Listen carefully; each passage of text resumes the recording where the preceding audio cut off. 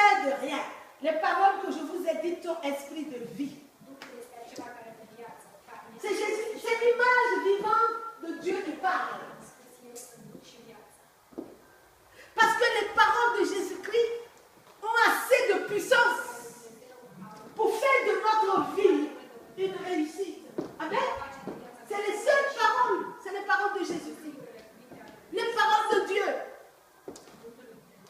Les paroles qui sont sorties de la bouche de Jésus-Christ recréent l'image de Dieu dans notre esprit. Mais nous devons être, la Bible dit, attentifs et voyants. Et passer par la repentance. C'est marqué dans la Bible.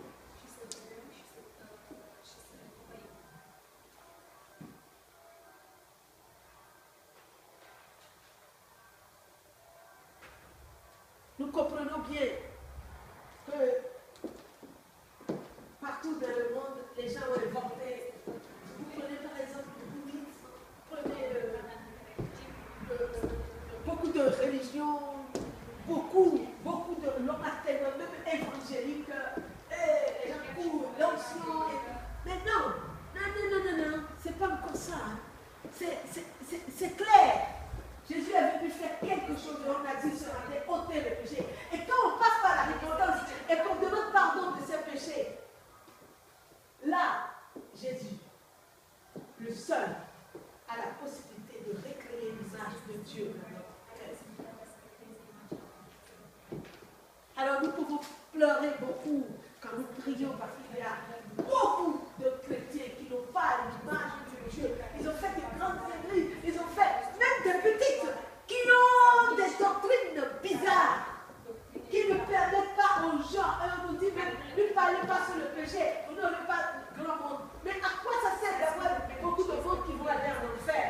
Parce que si l'image de Dieu n'est pas recréée dans notre cœur, Dieu a dit, c'est impossible de rentrer dans le ciel. C'est seulement ceux-là qui vont rentrer dans le ciel. Uniquement ceux. Et Jésus est venu pour ça. Et nous voyons l'exemple. Paul, qu'est-ce qu'il a dit? Nous avons lu Timothée. Vous avez vu ce qu'il a dit à la fin de sa vie. Mais au début, la Bible dit qu'il combattait l'Église. Il appréciait le meurtre. Il est allé voir les pharisiens, donnez-moi des lettres. Il frappait les gens, les familles, les hommes, les femmes, les enfants. Il les mettait en prison. Il croyait qu'il avait... Pourquoi qu'il adorait Dieu? Parce que l'image de Dieu dans le cœur de Paul, avant sa conversion, était complètement brouillée, troublée, gommée, rayée. Alors, il ne peut que tuer. Il ne peut que faire du mal. Il ne peut que faire du mal. Il est esclave. Et quand il a eu la lumière de Christ, l'image de Dieu a été recréée dans son cœur. Et on voit une différence entre Paul avant et Paul après. Paul est incapable après. Vous voyez, dans l'église de Corinthiens, il y a des gens qui lui ont manqué beaucoup de respect. Il a dit, nous sommes les balayeurs du monde. Les gens l'ont insulté. Mais Paul, la Bible dit, on a vu que ses réactions sont différentes. Pourquoi? Parce que l'image de Dieu est récréée dans son esprit. Dans son esprit. Paul est devenu en fait vivant. Amen. Parce que Christ est rentré dans sa vie. Et c'est pour ça que Christ est venu. C'est pour rentrer dans la vie des êtres humains. Si on donne sa vie à Jésus, on a automatiquement une nouvelle nature. L'image de Dieu est recréée. Notre vie est élevée à un autre niveau de vie. Notre vie est élevée à un... C'est pour ça que Jésus, il va jusqu'à dire dans Matthieu, les béatitudes. Je ne sais pas si vous connaissez les béatitudes. Jésus, mais ce qu'il disait, les hommes ont dit, mais il est impossible d'être sauvé. Et Jésus a dit quoi?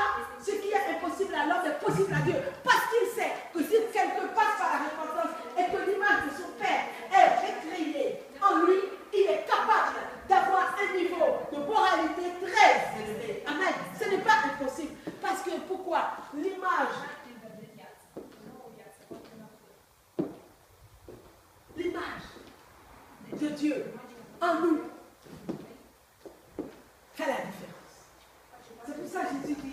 donne-moi ta vie. Jésus dit, je veux rentrer dans ta vie.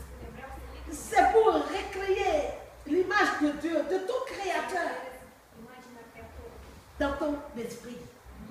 Et là, je vous assure, aucun sorcier, quand l'image de Dieu est recréée dans notre esprit, aucun sorcier ne peut nous manger. Aucun sorcier. Et quand il envoie sa balle, il envoie ses malédictions immédiatement.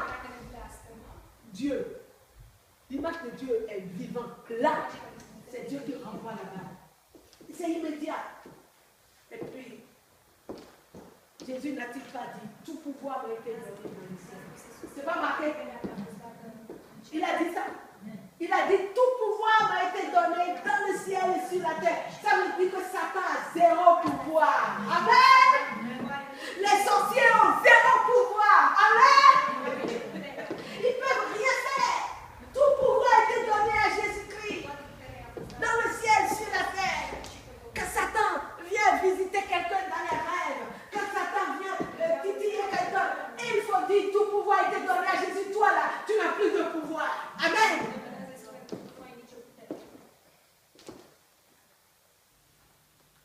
Alors, c'est ça que Jésus a dit, Luc 20, 24. Luc 20, 24. Les gens sont venus tenter Jésus.